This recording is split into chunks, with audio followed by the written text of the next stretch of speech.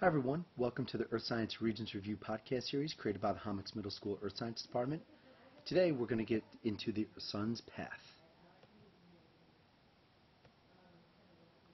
Before we get started, by now you understand that the sun is going to be the main star in our solar system. Everything revolves around the sun. Here on Earth, the sun is going to rise in the east and set in the west based upon the Earth's counterclockwise rotation. The sun is going to emit energy called insolation. Insolation stands for incoming solar radiation, and essentially it's going to be the sun's energy. There's a couple factors that are going to influence the sun's energy. First is the angle of insolation. The higher the angle, the greater is the sun's energy. Lower the angle, the less the sun's energy. The greatest angle you can get is 90 degrees. Lowest angle of insolation is 0 degrees. This is a major factor that's going to influence the course of the day. It's also going to influence our seasons as well. Duration of insolation, basically how long the sun is out for. Summertime in New York State, sun's going to be out for about 15 hours. Wintertime in New York State, it's only going to be out for about 9. Much warmer in the summer, very simply because angle's a little bit higher and it's out for a longer period of time. The latitude it strikes, North Pole and South Pole are cold, equator is very warm. And the reason for that, the angle of insolation is going to strike the North Pole and South Pole very indirectly. It's going to strike the equator very directly. The more direct the sun, the greater the temperature. Latitude is going to be a major factor in this. And the intensity. Intensity is the strength. Now the strength is going to be directly dependent upon the angle itself. Lower the angle, lower the intensity. Higher the angle, the greater the intensity.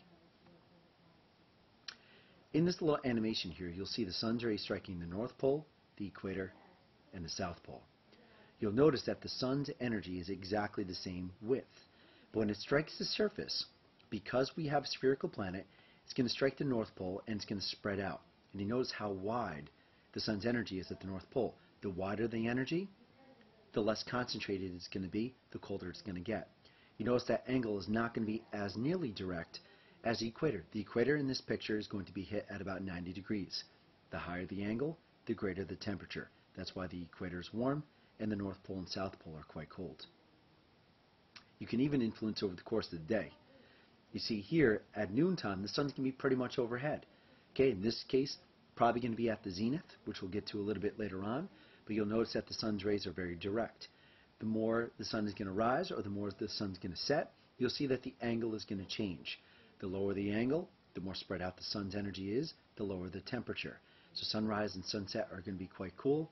Okay, your afternoon time is going to be a little bit warmer because the sun is going to be a little bit more direct in relation to the sun's energy. Alright, so you have a couple important dates here. Summer solstice. That is your first day of summer. It occurs on June 21st. March 21st and September 23rd. That is your vernal equinox and your autumnal equinox. That is the first day of spring and the first day of fall. We also have the winter solstice, which is December 21st. That's going to be our first day of winter. Now the thing is, there's a couple latitudes that are going to be influenced by these dates. So on June 21st, 23.5 degrees north, the sun is going to be at the zenith. Basically what the zenith is, it's going to be the point directly above you. It's going to be the point where the sun is going to give you the greatest angle of insolation on the planet. So on June 21st, Tropic of Cancer is going to get the most direct sun on that day. The zenith is going to be 90 degrees above you. The sun's energy is going to be 90 degrees above you on that date. March 21st and September 23rd, again, those are going to be the two equinoxes. The sun is going to be at the zenith at the equator. It's going to be 90 degrees above you, okay, producing the greatest angle of insolation. And during the winter solstice, December 21st, that is going to be the southern hemisphere summertime. So 23.5 degrees south, the Tropic of Capricorn is going to have the most direct sun. The sun is going to be at the zenith on that day. Now you notice here in this picture that the summertime sun is much higher in the sky, very much higher angle of insolation. You're going to have a much longer duration. It's out for about 15 hours in New York State. Also what's going to happen here is your temperature is going to be much warmer. The wintertime sun, much lower angle of insolation, much lower duration, and your temperature is going to be a little bit cooler. In this case, because we're looking at the noontime sun in both these cases, you're looking south. This is your diagram that's going to correspond with the sun's path for the 4 seasons in New York State.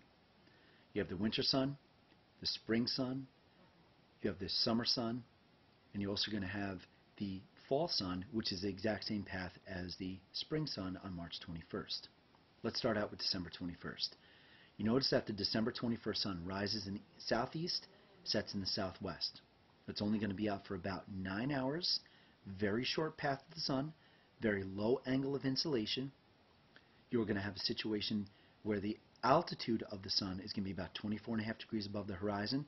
That noon sun is going to produce a very, very long shadow to the observer.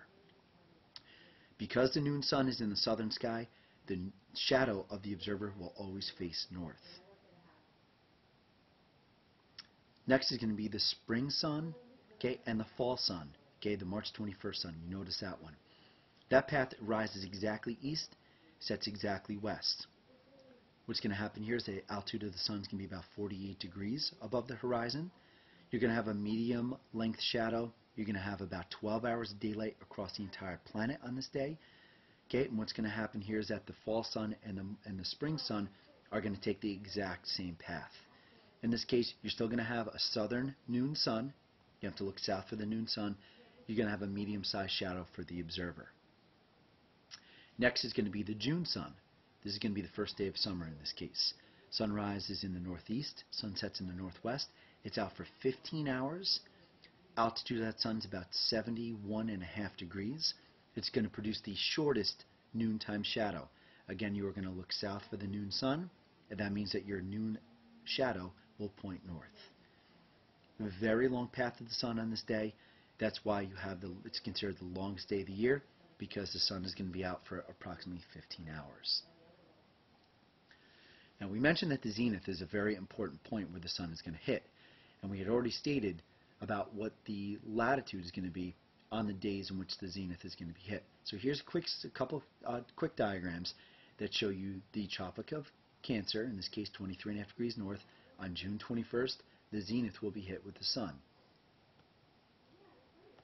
During our winter time, it's the southern hemisphere summertime, you'll notice that this is the Tropic of Capricorn.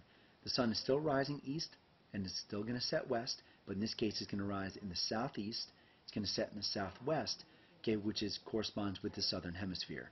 Because it's our winter, it's going to be their summer. This is the day and the latitude in which the sun is going to reach the zenith. We also have the equator. This is going to take place on March 21st and September 23rd. The sun is going to rise exactly east and set exactly west, and the sun is going to hit the zenith on this day. And then finally we have our North Pole.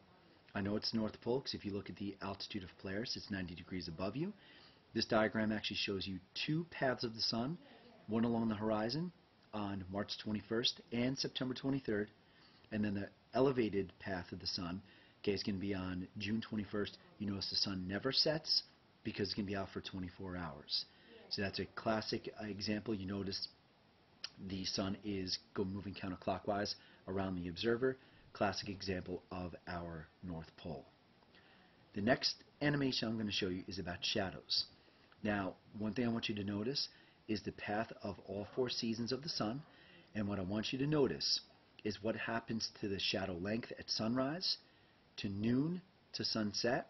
I want you to notice that the sun is in the southern sky at noontime, which means that the noontime shadow is going to be pointing north. So I'm going to say thank you very much for your time. Good luck on your exam. We'll come back with a couple more podcasts in a little bit, but enjoy the animation.